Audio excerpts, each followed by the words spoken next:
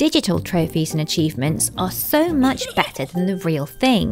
They don't take up shelf space, and they don't act as a constant reminder that you were better at everything when you were 12, before your body started falling to pieces. If only they handed out trophies for bottles of wine consumed in a week, or for getting through the day without putting your back out.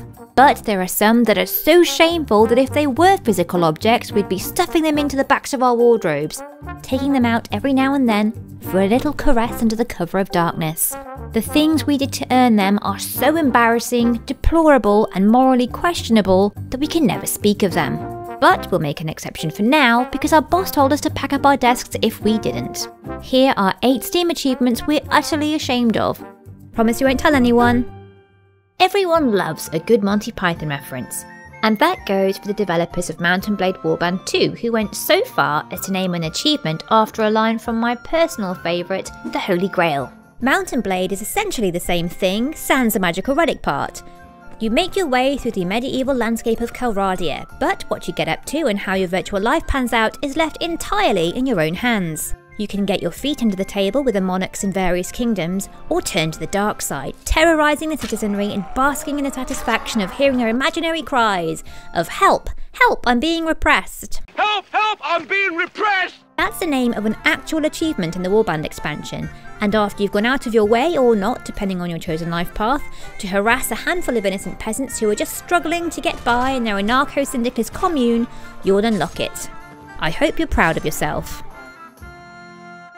Wasteland 2 is a fantastic isometric RPG that's a follow-up to 1988's Wasteland. The original Fallout was considered a spiritual successor to the title, but this right here is a real deal. And it only took 17 years. Any version of a post-apocalyptic world is going to be a grim place to be, but the series name paints a pretty accurate picture of the desolate environment that awaits.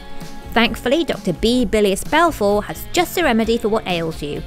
Namely the soul-crushing despair that everything that ever brought you joy and happiness is gone. Say hello to Sweet Sweet Squeezins, a potent alcohol made from fermented cactus. While there's nothing shameful in partaking of the odd tipple every now and then, some characters don't quite know when to say no, and old Scotchmo is one of them. His unquenchable thirst for squeezins has made him the stuff of legend, and if you let the old coot join your party, you'd better keep a weather eye on your belongings. If any party members are carrying squeezins, Scotchmo will quietly pilfer the bottles straight out of their inventory. If he steals 5, you'll get the Sweet Sweet Squeezins achievement. By feeding his addiction, you're ushering the hobo ever closer to death, but at least you'll have an achievement to show for it. Being the Dragonborn is a tough gig. People want you dead, others want you to pick a side in their crazy war, a bunch of old men on a mountain want to meet for tea and crumpets. Do they have crumpets in Skyrim? Or is that what sweet rolls are? It's a rigmarole, to say the least. Not to mention that almost everyone you meet is eager to saddle you with their personal to-do list. I just can't fill an order that size on my own. And all the while you're trekking through forests, snowy mountains and villages, just trying to stay alive and earn enough money for a small place to call your own. And even then you're basically paying for some jammy git of a housecarl that the local thane got sick of the sight of to live in the house you paid for with blood, sweat and tears while you're out on the road 24/7. It's not the environment that a child, for example, would flourish in. But if you want those points, you can make the most irresponsible decision of the entire game and choose to adopt a child. Yes, of course. Where will your child be living? Proud parent you may be, but a good parent you are not. Skyrim is littered with orphans, and the remains of foolish adventurers. It's not too hard to put 2 and 2 together to figure out what happened. Once you've made a decision, I'll collect their things and be sure they make it over. Rather than break the cycle and let a nice childless couple take those poor traumatised kids into their homes, the Dragonborn scoffs at the sentimentality of it all and gets ready to put them through hell, or stash them in one of their multiple properties like a fleshy trophy, never to be seen again. They'll just assume you've died anyway, and hopefully make their own way back to the orphanage. Or the streets. Really? You mean it? Wow, thanks, Pa. I promise I won't be any trouble at all. We really didn't think this through, did we? Despite the end of days brought on by a zombie apocalypse, battling the recently deceased in the Dead Rising series isn't all doom and gloom. In fact, it's quite the opposite. Dead Rising 2 sees motocross champion Chuck Green leaving the relative safety of a shelter after a sabotage zombie-killing game show leads to a citywide outbreak. Think of it like WWE but with chainsaws and even more flamboyant cosplay.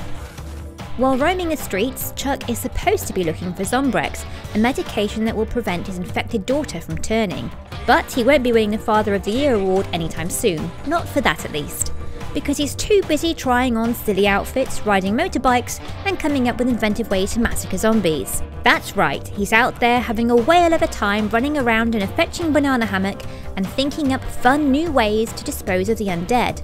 Don't worry about your daughter, Chuck, she's only in danger of becoming a living dead.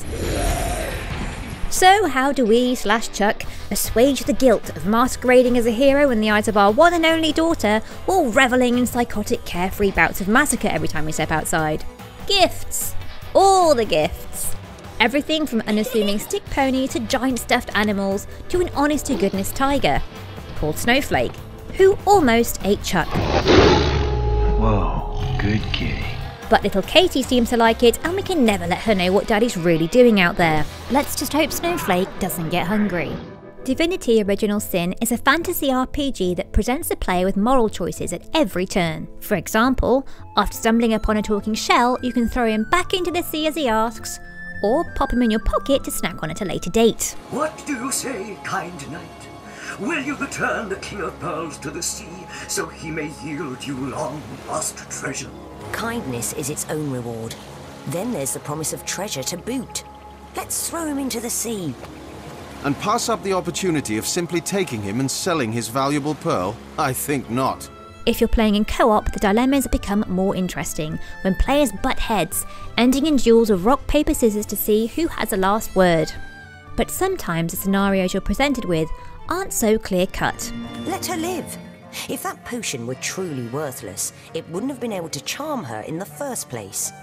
In this docile state, she may prove to be a source of valuable information. We're all going to regret this. You may think you're doing the right thing and swan off into the sunset, confident that you've set the world to rights, but when you come back the next day, you realise you've made a horrible mistake. By the gods! She killed them! One such incident involves a group of shipless sailors down on their luck who ask the player character to keep their eyes open for job opportunities. Maybe you can keep an eye out though. So when you wander over to the local tavern to find a party of adventurers called the Fabulous Five hiring protégés, it seems like the hand of fate has intervened to give those poor old chaps a chance. Why, fate has put me right by the door to the King Crab, so that I could meet you and tell you about the marvel that is the Fabulous Five. That is, until you realise that the Fabulous Five are running some kind of pyramid scheme to send novice adventurers into the jaws of death on their behalf. Should you propagate the gospel of the Fabulous Five and thereby draw new knights into our fellowship, you will get a share of the reward from their contracts too.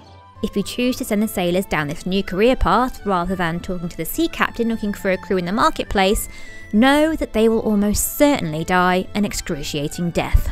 Oh, such stories they'll have to tell when they make it back. The achievement name confirms as much. The world needs guts, and it shall have them. As survival horror games go, The Evil Within is somewhat underrated. Resident Evil series director Shinji Mikami did a bang-up job, and the title deftly walks a line between action horror and serious gore. After being jettisoned into the mind of antagonist Ruvik, you'll be wandering around trying to escape a topsy-turvy world that's filled with nightmarish creatures. Throw in a few dastardly traps, traitorous partners, and innocents who frankly seem like they don't even want to be rescued, and it's a stress-fueled gauntlet with a payoff that makes you wonder whether it was all for nothing. But in a good way. Sort of. But you aren't the only ones having a bad time. According to in-game lore, the shambling, zombie-like creatures called the Haunted are the result of Ruvik's mind melding with victims that have been hooked up to STEM, the machine that has allowed all of this to unfold in the first place. Sure, they might be trying to kill you at every turn, but a bullet to the noggin is doing them a kindness. Which is why the Drop It Like It's Hot achievement makes us feel a little knot of guilt inside. Is it our fault that the Haunted are flammable? Or that there are matches just lying on the floor begging to be picked up and used? Of course not. But it takes a person with the disposition of a saint not to combine the two into one gloriously violent blaze. Set fire to a group of 3 and you have indeed dropped it like it's hot. We're sorry, we're not sorry, and that's enough to make us hang our heads in shame. Burn, damn it! We're all familiar with the Alien franchise, a tense sci-fi horror series in which the aforementioned alien develops into increasingly phallic-looking iterations with each entry. Alien Isolation tells the tale of the daughter of the iconic Ellen Ripley after she heads to the Sevastopol space station with the promise of getting her hands on a flight recorder from her mother's ship. It would be a pretty short game if things went according to plan, so of course Amanda Ripley gets stranded on a space station that happens to be in the midst of a vermin epidemic, and it's about 7 foot tall, has 2 mouths, and is out for blood.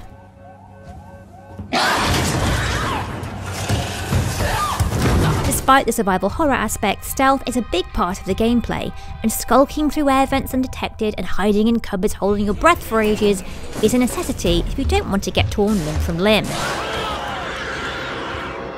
In theory, that shouldn't be too hard of a task. Grubbing around at floor level to avoid being seen is much easier than aligning headshots and running away from things. Which is what makes this next achievement so mortifying. 100 times too many is the ultimate badge of shame, getting awarded on the 100th instance of alien-induced death. This is just embarrassing. Geralt is the finest witcher in Rivia, and we're not at all biased, so you can take our word for it. A master swordsman and user of minor spells called signs, watching him in combat is like witnessing an artist in their element. He dances here, he dances there, in and out of monsters' lairs. Poetry isn't my strongest suit, but you get the gist. He's a wonder to behold. And that's why we can never tell anyone that rather than prancing around puncturing enemies with swords and lighting them up with a burst of flames, we've Indiana Jones'd it.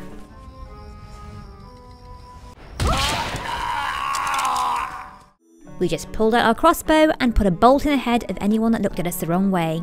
Our lovingly crafted sword stayed snug in its sheath while we killed opponents in the most uninspired way imaginable. We might be a master marksman, but even a blind drowner could fire off a few lucky shots with a loaded crossbow. Like the rest of the achievements on the list, it fills us with a mixture of pride and shame. So there you have it, 8 Steam achievements we're utterly ashamed of. We've entrusted you with our darkest digital secrets. We all love getting rewarded for our behaviour, but at what price? Well, a digital pop-up giving us a pat on the back apparently. Totally worth it.